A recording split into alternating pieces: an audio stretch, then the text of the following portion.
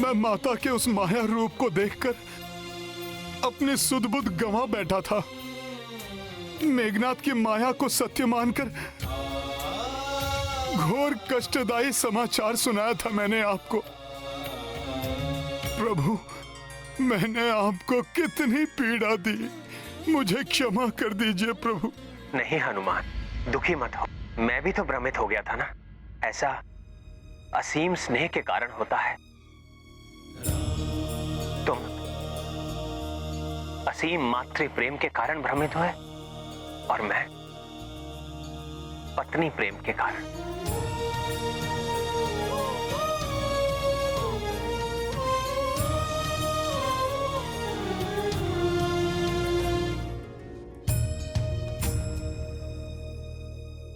प्रेम कभी कभी मन को दुर्बल कर देता है और मन की इसी दुर्बलता का लाभ उठाते हैं ये राक्षस।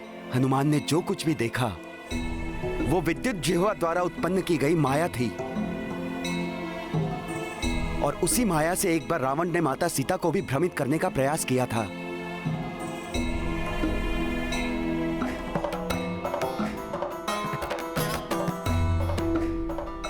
प्रभु, यही है वैद्यराज सुषेण जी। प्रणाम वैद्य जी। और सुषेण जी, ये हैं। सूर्य को किसी भी परिचय की आवश्यकता नहीं होती हनुमान। प्रभु के श्रीमुख मंडल का तेज स्वयं उनका परिचय दे रहा है। रक्ष वैद्य सुषेण का प्रणाम स्वीकार करे प्रभु। सुषेण जी, ग्रहण लग गया है सूर्य। मेरा तेज तो मेरे अपनों से ही था, किंतु अनुज, लक्ष्मण और इन सब की ऐसी दशा ने ग्रस लिया है मेरे तेज को।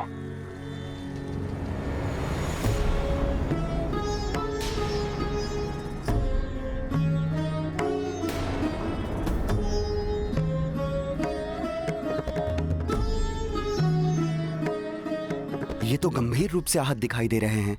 हाँ सुषेण जी, इन्हीं के उपचार के लिए आपको यहाँ बुलाया गया है। सुषेण जी, आप महाअनुभवी हैं। इन अस्त्र शस्त्र के प्रभाव को नष्ट करने में निपुण होंगे आप। भले ही आप हमारे शत्रुओं की नगरी लंका के राजवैद्य हैं, किंतु एक चिकित्सक का धर्म होता है पीड़ित को पीड़ा से मुक्त कराना, भले ही वो शत्रु पक्ष का हो या मित्र पक्ष का। प्रभु, मैं चिकित्सक धर्म का कठोरता से पालन करता हूं। आपके अनुज का उपचार मैं अवश्य करूंगा।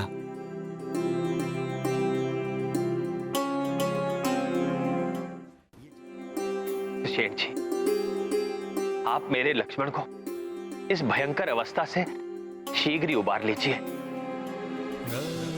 जिससे हम इन्हें भी इनकी भाभी मां की कुशलता का शुभ समाचार सुनाकर हम सब आनंद उत्सव मनाएं।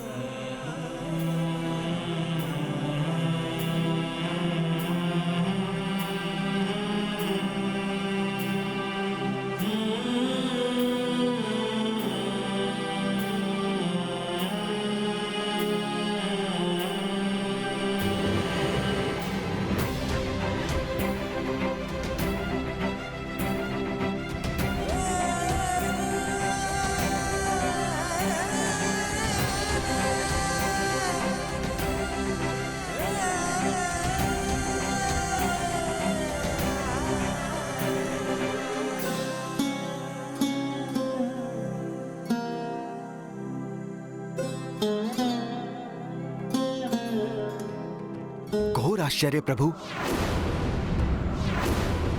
जिस ब्रह्मास्त्र के प्रहार से लंका समेत समस्त पृथ्वी में महाविनाश मच सकता था, उसका प्रभाव इतना सीमित कैसे हो गया? बिना किसी दैवीय शक्ति की सहायता के यह संभव नहीं हो सकता। उस ब्रह्मास्त्र का प्रभाव कम हो गया है, इसीलिए कुमार लक्ष्मण सहित अन्य वानर योद्धाओं का उपचार किया जा सकता है।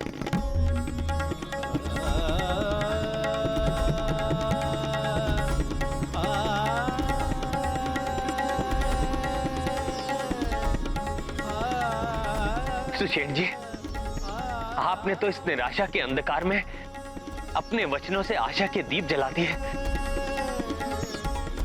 और जिस दिव्य शक्ति ने ये महाविनाश होने से रोका है, वो कोई अन्य नहीं,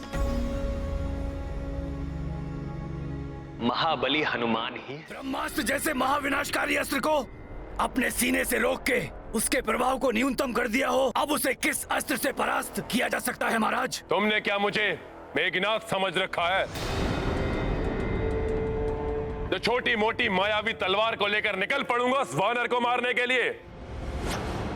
अब मैं ऐसा प्रहार करूंगा जिसे स्वयं महादेव को सहन करना संभव नहीं हो पाएगा। तो वो तुच्छ वानर क्या सहन करेगा उस वार को?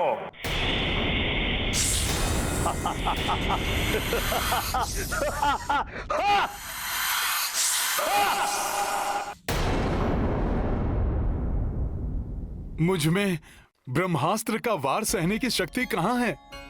मेरी शक्ति तो स्वयं प्रभु श्री राम है। इनका नाम इनकी भक्ति है। इन्हीं की कृपा से मुझ में ये सामर्थ्य आया है। मेरे समस्त कार्य प्रभु श्री राम जी के शुभ आशीष से ही संपन्न होते हैं।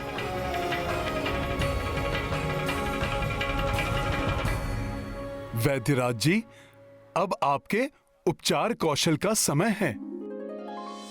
उपचार कीजिए लक्ष्मण भैया का, शीघ्र स्वस्थ कर दीजिए इन्हें। जिस समय मेघनाद ने वो ब्रह्मास्त्र चलाया था, उसी क्षण मैंने उसके प्रभाव को निष्क्रिय करने के लिए औषधि बनाना प्रारंभ कर दिया था। किंतु प्रभु, शोध के पश्चात मुझे ज्ञात हुआ इसके उपचार के लिए दिव्य जड़ी बूटियों की आवश्यकता होगी। मृत संजीवनी, विशल्यकर्णी, सुवर्णकर्णी और संधानी।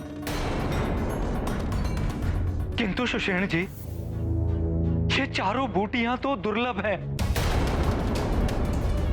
लंका में इनका होना असंभव है। आप सत्य कह रहे हैं विभीषण जी, ये जड़ी बूटियां यहां उपलब्ध नहीं हैं। ये मात्र हिमालय क्षेत्र स्थित द्रोणगिरी पर्वत पर ही उगती हैं। इन्हें लाने के लिए सुदूर उत्तर दिशा की यात्रा करनी होगी और इन्हें लेकर सूर्योदय के पूर्व वापस भी आना होगा।